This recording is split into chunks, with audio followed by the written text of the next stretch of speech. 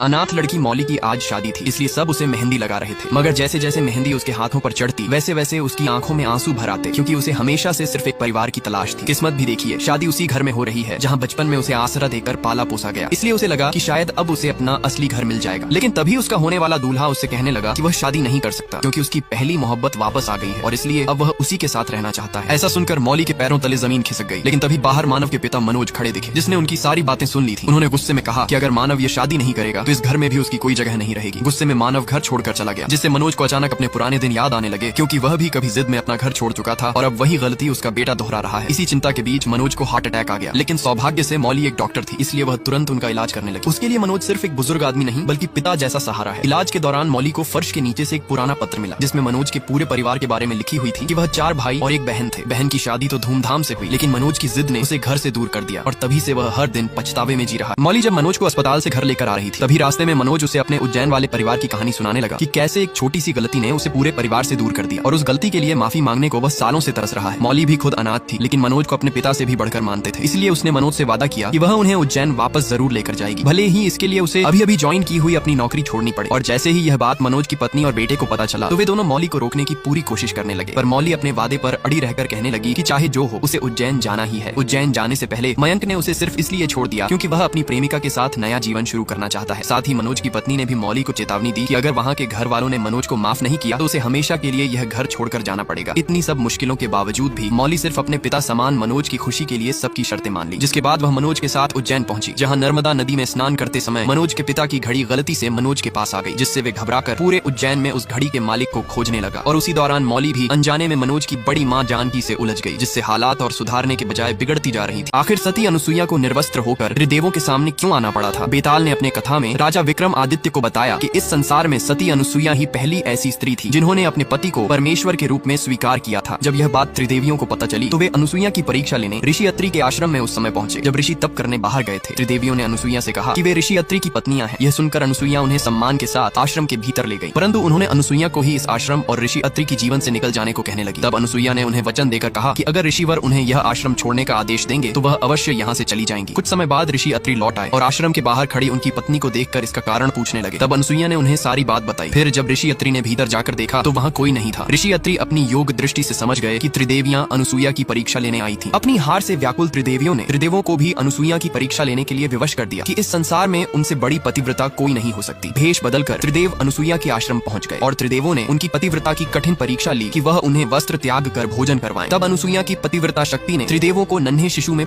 सीधी साधी सुमन पति के गुजर जाने के बाद अपनी सास कलावती और 2 नंदों के साथ रहती है। घर का पूरा काम करने के बाद वह पार्लर भी संभालती है ताकि घर का खर्च उठा सके। सुमन का सपना था कि वह MBA करे और परिवार का भविष्य बेहतर बनाए। इस सपने में उसकी सास कलावती भी उसका साथ देती है। आज सुमन के एंट्रेंस एग्जाम का रिजल्ट आने वाला था, जिसमें वह पास होती तो उसे शहर के सबसे बड़े MBA कॉलेज में एडमिशन मिल जाता। उधर कलावती कॉलेज जाकर रिजल्ट चेक कर रही थी, लेकिन लिस्ट देखकर उसे कुछ समझ नहीं आ रहा था। इसी दौरान पार्लर में बैठी एक औरत सुमन का हाथ देखकर हैरानी से कहती है कि उसकी हथेली में 14 फेरों का योग है, यानी उसकी किस्मत में 2 विवाह लिखे हैं। ये सुनते ही सुमन के अंदर एक अजीब सी घबराहट फैल जाती है। वह कुछ समझ पाती कि इससे पहले ही कलावती आ जाती है। उसका उतरा हुआ चेहरा देखकर सुमन सोच लेती है कि शायद वह एग्जाम में फेल हो गई है और इसलिए सास नाराज है। सुमन आंखों में आंसू ली कहती है, मैं फिर कोशिश करूंगी, बस आप मुझसे नाराज मत होइए। लेकिन कलावती बिना कुछ कहे उसका हाथ पकड़कर बाहर ले जाती है। बाहर खड़ी औरतें ताना मारती हैं कि जरूर सुमन फेल हो गई होगी, पर अगले ही पल कलावती सबको चौंकाते हुए अनाउंस करती है कि सुमन पास हो गई है और उसे कॉलेज में एडमिशन मिल गया। ये सुनकर वहाँ मौजूद सभी लोग कलावती के साथ खुशी से झूम उठते हैं। लेकिन इसी बीच घर पर अवंतिका को सुमन के कॉलेज से आया एक लेटर मिलता है। लेटर पढ़ते ही उसके चेहरे का रंग उड़ जाता है। आज शाम को कलावती ने सुमन के पास होने की खुशी में अपने यहाँ तुलसी विवाह का आयोजन किया था। परिवार के लोग किसी गलत फहमी में न रहे, इसलिए अंतरा ना चाहते हुए भी लेटर संजना को थमा देती है। लेटर पढ़कर संजना भी हैरान रह जाती है और बिना देर किए तुरंत जाकर कलावती को सारी सच्चाई बता देती है, जिसे सुनकर कलावती गुस्से में सुमन को घर के अंदर बुलाती है। घर में वह सुमन को लेटर दिखाकर बताती है कि उसकी स्कॉलरशिप रिजेक्ट हो गई है और कॉलेज में एडमिशन के लिए 4 दिन में 2 लाख रुपए जमा करने होंगे। यह सुनकर सुमन को बहुत बड़ा झटका लगता है और कलावती भी निराश हो जाती है, क्योंकि सुमन के MBA के साथ उसके कई सपने जुड़े थे जो अब टूटते नजर आ रहे थे। सभी को निराश देखकर सुमन वादा करती है कि वह MBA जरूर करेगी, चाहे हालात कुछ भी हो। इस पर कलावती उससे पूछती है कि वह इतने कम समय में 2 लाख रुपए कहाँ से लाएगी, जिस पर सुमन पूरी श्रद्धा से कहती है कि तुलसी मैया उसे जरूर कोई रास्ता दिखाएंगी। तुलसी विवाह के रस्म के समय सुमन देखती है कि वहाँ किसी महिला के पल्लू में आग लगी है, इसलिए वह उसे बचाने के लिए तुरंत दौड़ पड़ती है। लेकिन इस घटना के दौरान सुहाग की चुनरी उसकी दोनों ननदों के साथ उसके सिर पर भी आ गिरती है, जिसे देख पंडित जी कहते हैं ये तो शुभ संकेत है, माता के आशीर्वाद से जल्द ही तीनों के शादी की शहनाई बजेगी, जिसे सुन कलावती दंग रह जाती है। भीड़ में खड़ी एक महिला बोल पड़ती है कि चूनर तो सुमन के मगर सभी गहनों का हिसाब लगाने के बावजूद अभी भी लगभग 30,000 रुपए कम पड़ रहे थे। इस वजह से जेठानी सिंदूरा वहाँ नूपुर खुशी खुशी उसे ब्यूटी सर्विस में मिले 50% डिस्काउंट ऑफर के बारे में बताती है, जिस पर सिंदूरा ऊंचे रुतबे के घमंड में ताना मारती है कि इतनी सस्ती सर्विस में इस्तेमाल होने वाले प्रोडक्ट्स जरूर घटिया या एक्सपायरी होंगे। उसकी बात सुनकर सुमन उसे बड़े सलीके से समझाती है कि वो जो भी सामग्री इस्तेमाल करती है वह पूरी तरह प्राकृतिक और घर की बनी हुई है, जिसकी कोई एक्सपायरी डेट नहीं होती। इसके बाद वह अपनी दोनों ननदों के साथ एक एक करके सभी महिलाओं को ब्यूटी सर्विस देना शुरू करती है। बड़ी माँ उसके काम से खुश होकर उसे सिंदूरा का भी पेडिक्योर करने का आदेश देती है। अनजाने में सुमन से उसकी साड़ी पर नेल पेंट गिर जाती है। साड़ी पर लगे नेल पेंट को देखकर सिंदूरा अपना आपा खो बैठती है और गुस्से में सुमन को बहुत अपमानित करती है। इस पर सुमन अपनी गलती मानते हुए तुरंत उससे माफी माफी मांगती है, लेकिन अहंकार में डूबी सिंदूरा उसे नीचा दिखाते हुए अपनी साड़ी की कीमत बताती है और कहती है कि तुम जिंदगी भर काम कर लो तब भी ऐसी साड़ी नहीं खरीद सकती। उसके कठोर शब्दों से सुमन बेहद आहत होती है। अब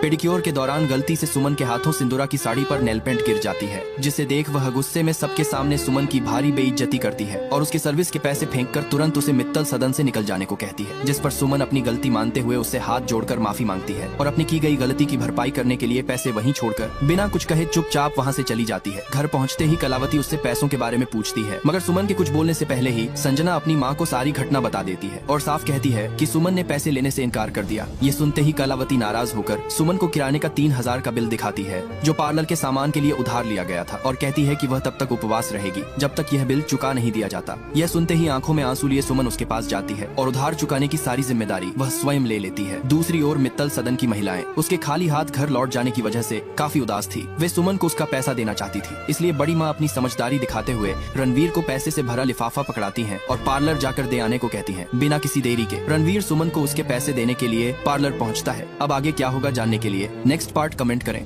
हर बार अंधेरा होने से पहले यह आदमी अपने घर के दरवाजे पर अल्कोहल छिड़कता है। घर लौटते ही वह सबसे पहले अपने कुत्ते को साफ करता है। जैसे ही वह देखता है कि सूरज डूबने वाला है, वह तुरंत खास स्टील की प्लेटें लगाकर दरवाजे और खिड़कियां बंद कर देता है। लेकिन घर में एक भी रोशनी न होने के बावजूद भी उसे खुद को सुरक्षित महसूस नहीं होता। वह अपनी राइफल को सीने से लगाए कुत्ते के साथ बाथटब में सिमट कर बैठ जाता है, तभी उसे चैन मिलता है। दरअसल आदमी ने इतनी कड़ी सुरक्षा इसलिए की है क्योंकि जैसे ही रात का अंधेरा छा जाता है, बाहर की दुनिया इंसानों की नहीं रह जाती। वहाँ भयानक ज़ॉम्बीज़ के झुंड सड़कों पर आतंक मचाते हुए घूमते हैं, क्योंकि लगभग 5 साल पहले 2012 में एक वायरस ने कहर बरपा दिया। इस वायरस ने 90% इंसानों को मार डाला, जबकि 9% लोग ज़ॉम्बी में बदल गए। ये ज़ॉम्बी धूप से डरते हैं, सिर्फ रात में निकलते हैं और उनकी सूंघने की शक्ति बेहद तेज होती है। वहीं हमारी कहानी का मुख्य किरदार विल इस वायरस से बचा हुआ है, क्योंकि वो पूरी दुनिया में 1% से भी कम लोगों में आता है जिनकी एक स्ट्रॉन्ग एंटीबॉडी है। विल अपनी फोर्ड मस्टैंग चलाते हुए सुनसान न्यूयॉर्क की सड़कों पर तेजी से दौड़ रहा था। वह शहर के बीचों बीच एक हिरण का पीछा कर रहा था। इस दुनिया में जहां अब सिर्फ वही अकेला बचा है, खाना सबसे बुनियादी और सबसे जरूरी जरूरत बन चुका है। लेकिन जैसे ही वह शिकार करने ही वाला था, अचानक एक शेरनी झपट पड़ी और उससे पहले ही हिरण को घेर लिया। शिकार छिनते देख विल शेरनी को मारने का सोचता है, तभी एक शेर और एक शावक भी बाहर आ जाते हैं। तीनों को देखकर विल को अपने मरे हुए परिवार की याद आ जाती है। वह गोली नहीं चलाता, क्योंकि वह जानता है कि शेर प्रकृति का संतुलन बनाए हुए हैं। बचे हुए लोगों की तलाश में बाहर निकलने से पहले वह अपने अंडरग्राउंड मेडिकल रूम में जाता है और देखता है कि इलाज से म्यूटेंट चूहे सामान्य हुए हैं या नहीं, लेकिन अभी भी उसे कोई फर्क नजर नहीं आता। दरअसल विल एक बेहतरीन वैज्ञानिक है। उसने वायरस वैक्सीन पर आधारित जीन थेरेपी विकसित की है। जब उसे लगा कि आज का दिन भी निराशाजनक रहेगा, तभी उसने देखा कि एक म्यूटेंट चूहे में अब हमला करने की ताकत नहीं रही। इससे उसे अंदाजा हुआ कि चूहा धीरे धीरे सामान्य हो रहा है। अगर यह चूहे पर किया गया एक्सपेरिमेंट सफल हुआ तो वह उन ज़ॉम्बीज़ को भी सामान्य इंसान में बदल सकता है। दिन के समय बचे हुए लोगों और ज़ॉम्बीज़ के ठिकानों की तलाश के लिए विल हर रोज सुबह ठीक 8 बजे घर से निकलता है। वह हर दिन गाड़ी चलाकर वीडियो स्टोर जाता है, वहाँ सीढ़ी बदलता है और पहले से रखे गए पुतलों से हालचाल पूछता है। ये देखकर कोई कल्पना भी नहीं कर सकता है कि कोई इंसान कितना अकेला हो सकता है कि उसे पुतलों को दोस्त बनाना पड़े। वह अपने द्वारा गए हर स्थान को नक्शे पर चिन्हित करता है और उन जगहों पर खाना और जरूरी सामान इकट्ठा करता है। अन्य बचे हुए लोगों की तलाश में वह हर दिन ठीक दोपहर 12 बजे रेडियो पर कॉल करता है और चमत्कार की उम्मीद में गाड़ी चलाकर घाट तक पहुंचता है। लेकिन पूरे 3 साल बीत गए, उसे कभी कोई जवाब नहीं मिला। अकेलेपन को कम करने के लिए विल दोपहर में एंटरप्राइज एयरक्राफ्ट कैरियर पर जाता है और एक विमान पर खड़े होकर गोल्फ खेलता है। लेकिन इसी दौरान उसके कुत्ते ने कुछ अजीब देखा। दूर कहीं हलचल हो रही थी। विल तुरंत राइफल उठाता है, स्कोप से देखता है और पाता है कि वह एक हिरण है। वह बिना देर किए कुत्ते को लेकर शिकार पर निकल पड़ता है। लेकिन तभी एक बुरी घटना घट जाती है। हिरण इधर उधर भागते भागते गलती से एक बंद जगह में फंस जाता है और घबराकर इमारत के अंदर घुस जाता है। शायद कुत्ते को बहुत समय से मांस नहीं मिला था, इसलिए वह भी बिना डरे उसके पीछे इमारत में घुस जाता है। विल उसे रोकने की कोशिश करता है। विल घबरा जाता है, लेकिन अपने कुत्ते के लिए उसे अंदर जाना ही पड़ता है। अंदर पूरी तरह अंधेरा था, कुछ भी दिखाई नहीं दे रहा था। भले ही मैंने वीडियो की ब्राइटनेस पूरी कर दी हो, फिर भी माहौल और भी डरावना और भयानक लग रहा था। इस वक्त विल का दिल बुरी तरह घबरा रहा था, यहाँ तक कि एक आईना भी उसे डरा सकता था। जैसे ही वह ऊपर जाकर कुत्ते को खोज रहा था, अचानक उसे एक दर्दनाक चीख सुनाई दी। उसे डर था कि कहीं उसके कुत्ते के साथ कुछ बुरा न हो गया हो। वह खुद को दिलासा देते हुए आगे बढ़ा। सीढ़ियों पर पड़े खून के धब्बों का पीछा करते हुए मोड़ पर उसे एक जानवर का कटा हुआ सिर दिखाई दिया। राहत की बात यह थी कि आगे बढ़ने पर उसे पता चला कि वह अभी अभी मारा गया एक मूस था। लेकिन मूस के चेहरे पर मरने से पहले का डर साफ दिखाई दे रहा था। ये देखकर विल ने बंदूक तान ली और चारों ओर देखने लगा। तभी उसे एक और डरावना नजारा दिखाई दिया।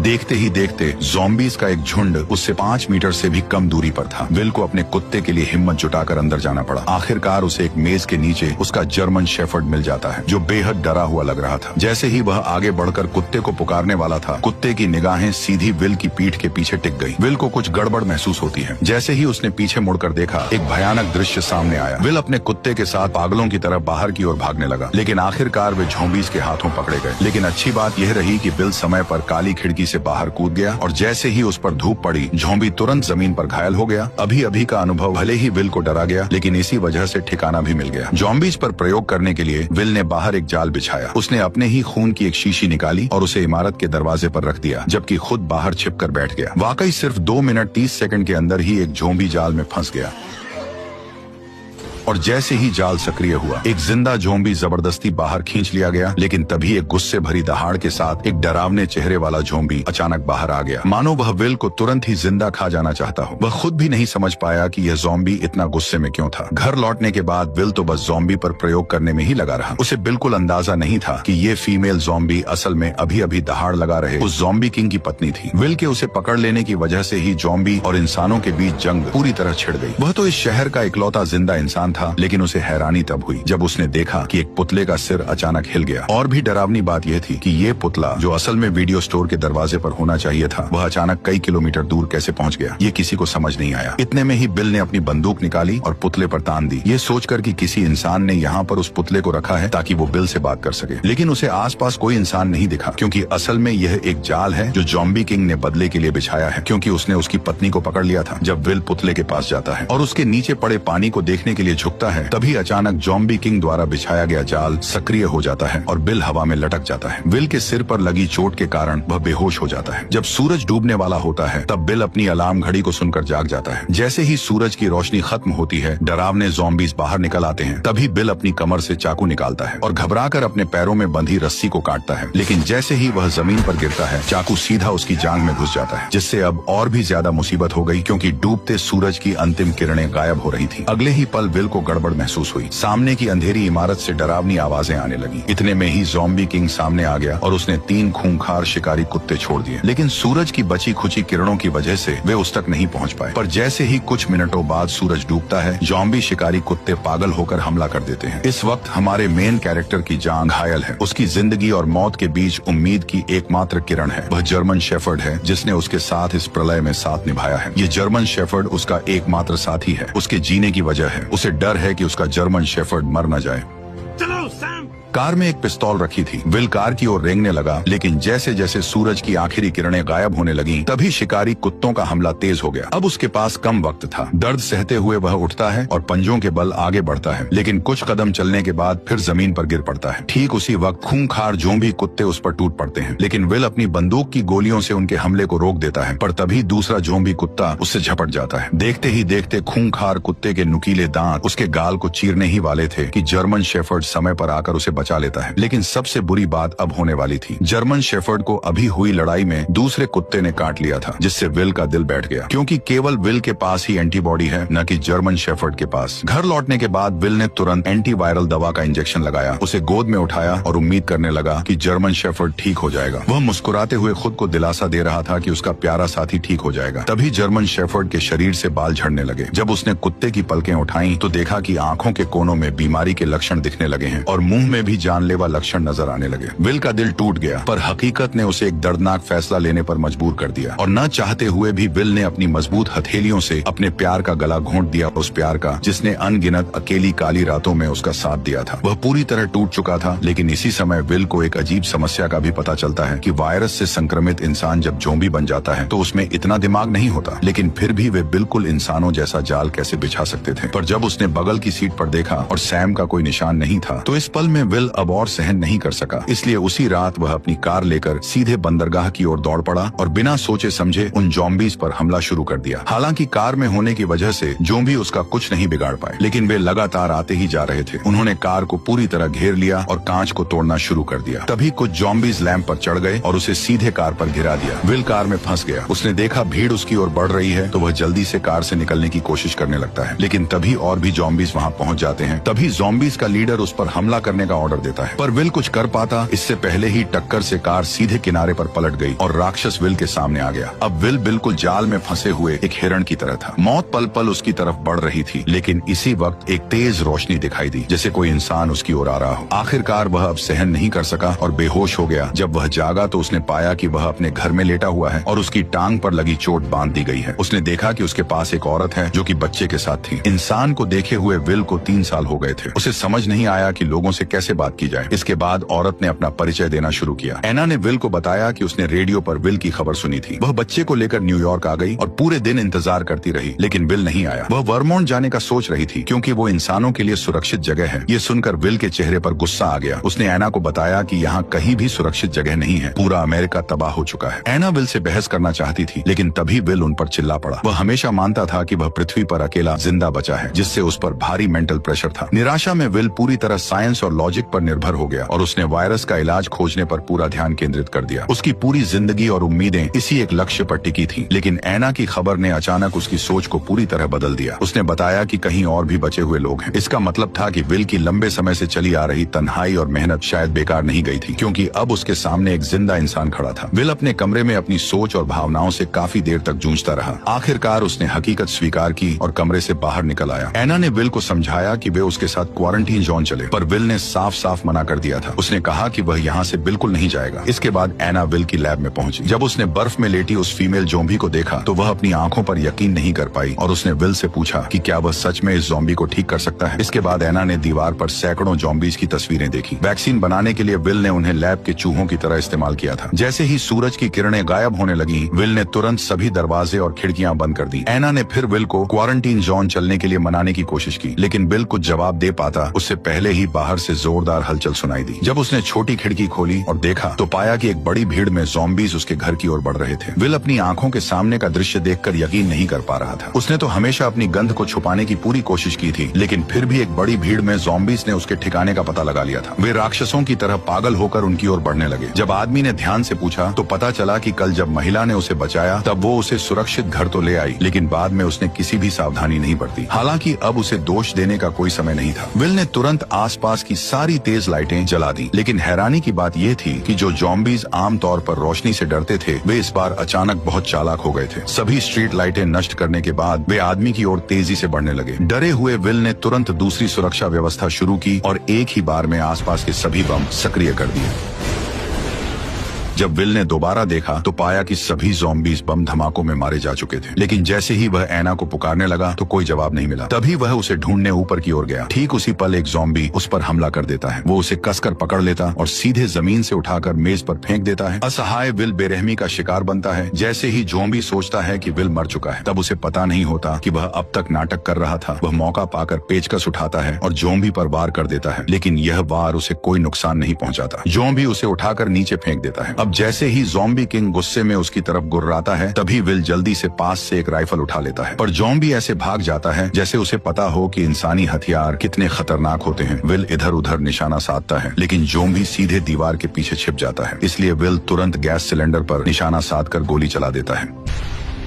विस्फोट से ज़ॉम्बी सीधे बाहर जा गिरता है, लेकिन फिर भी उसे ज्यादा चोट नहीं लगती। इसके बाद वो सीढ़ियां चढ़कर वहां से गायब हो जाता है। जब विल उसका पीछा करता है तो पाता है कि वह खिड़की से कूदकर बाहर भाग गया है। विल जल्दी से घर के अंदर औरत को ढूंढने जाता है, लेकिन देखता है कि कमरे में एक दूसरा ज़ॉम्बी है और औरत और बच्चा डर के मारे अलमारी के नीचे छिपे हुए हैं। विल ने उन्हें इशारा किया कि वे बिल्कुल भी आवाज न करें। वह पिस्तौल से ज़ॉम्बी को खत्म करने की तैयारी कर रहा था, लेकिन तभी ज़ॉम्बी ने उन्हें देख लिया। दोनों को नुकसान न पहुंचे, इसके लिए विल को मजबूरी में हिम्मत करके अंदर घुसना पड़ा। तभी उसने उस पर गोलियां चला दी, लेकिन अचानक बाहर से तेज आवाज सुनाई दी। जब विल ने दरवाजा खोला तो ज़ॉम्बी किंग उसकी ओर दहाड़ रहा था। असल में वह अभी और लोगों को बुलाने गया था। इससे भी डरावनी बात यह थी कि अब उनका हमला सिर्फ तोड़फोड़ नहीं बल्कि पूरी प्लानिंग के साथ था। विल ने खिड़की के बाहर ज़ॉम्बी के सरदार को देखा तो उसके मन में बेचैनी उठी, क्योंकि ज़ॉम्बी सिर्फ जानवरों जैसे जीव नहीं लग रहे थे, बल्कि उनमें दिमाग भी था। तीनों जल्दी से तहखाने में भागे। तभी विल ने मैन डोर को अच्छी तरह से बंद कर दिया और एना बच्चे को लेकर लेप में छिप गई। लेकिन तभी उसने एक चमत्कारी दृश्य देखा और तुरंत विल को बुलाया। असल में विल द्वारा बनाई गई वैक्सीन असर दिखा रही थी और ज़ॉम्बी किंग की पत्नी धीरे धीरे इंसान में बदल रही थी। लेकिन तभी ज़ॉम्बी अंदर घुस आए, तभी विल ने जल्दी से कांच का दरवाजा बंद कर दिया। विल इन ज़ॉम्बीज को बताना चाहता था कि वह सभी ज़ॉम्बीज को फिर से इंसान बना सकता है, लेकिन इस समय ज़ॉम्बीज की नजर में विल खुद भी तो एक भयानक ज़ॉम्बी ही था, क्योंकि वह न केवल समय समय पर उनके साथियों को पकड़कर उन पर प्रयोग करता है, बल्कि इस बार तो उसने ज़ॉम्बी किंग की पत्नी को भी अगवा कर लिया, जिससे ज़ॉम्बीज की पूरी सेना गुस्से से उबल पड़ी। जैसे जैसे ज़ॉम्बी किंग लगातार कांच के दरवाजे को धक्का मार रहा था, वैसे वैसे दरवाजा धीरे धीरे टूट रहा था। इसी वक्त विल को अपनी हालत का एहसास हुआ। जब वह अनजाने में इधर उधर देख रहा था, उसकी नजर औरत की गर्दन पर बने तितली के निशान पर पड़ी। तितली को देखते ही उसे ऐसा लगा जैसे उसे सब कुछ समझ आ गया हो। वह तुरंत एक कंटेनर उठाता है और ज़ॉम्बी किंग की पत्नी के शरीर से सीरम निकाल लेता है। क्योंकि उसका ब्लड एक वैक्सीन की तरह था, मतलब वह एंटीबॉडी क्रिएट कर सकता था, इसलिए वह सीरम निकालकर महिला और बच्चे को सुरक्षित अंडरग्राउंड रास्ते में भेज देता है और सीरम महिला को सौंपने के बाद वो उसका गेट बंद कर देता है। तभी ज़ॉम्बी किंग ने कांच को तोड़ दिया। ठीक उसी पल बिल ने ग्रेनेड का पिन खींचकर सीधे ज़ॉम्बीज के झुंड की ओर दौड़ लगा दी।